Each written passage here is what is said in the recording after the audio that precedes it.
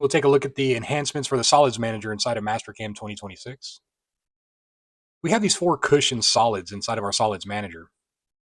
I'm going to go up to the top, and here we have our auto highlight function. If I was to expand one of these and select the body, you can see how it auto highlights the solid model on the screen.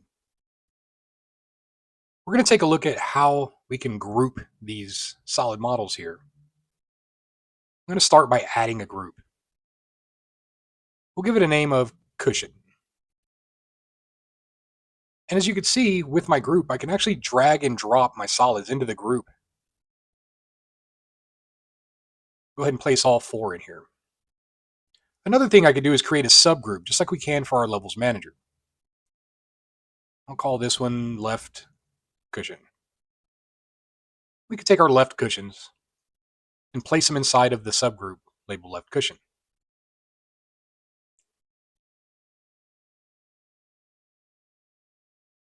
Let's take a look at the changes inside of the machine group setup for Mastercam 2026.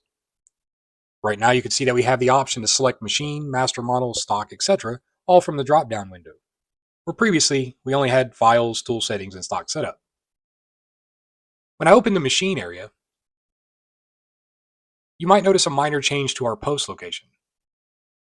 The directory is now a lot smaller, making it easier to read without pulling the window over to the right. We can now easily see what post we have linked to our machine. Let's also take a look at the work holding section. We'll go ahead and turn on our fixtures here. And let's add a fixture, we'll say 100. Whenever we have components added to the fixture area, we can now group them just like we do in a levels manager. We'll say that this is op1 fixture here. Let's add some more components to this library. We'll grab both op2 and green check. And you know what, let's group these together as well. So we'll create a group. And with the group being created, we'll go ahead and label this op2 items.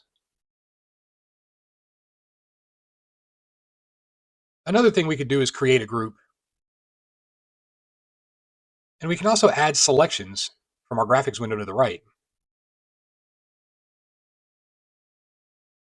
So we'll clear that selection, and let's add these cushions.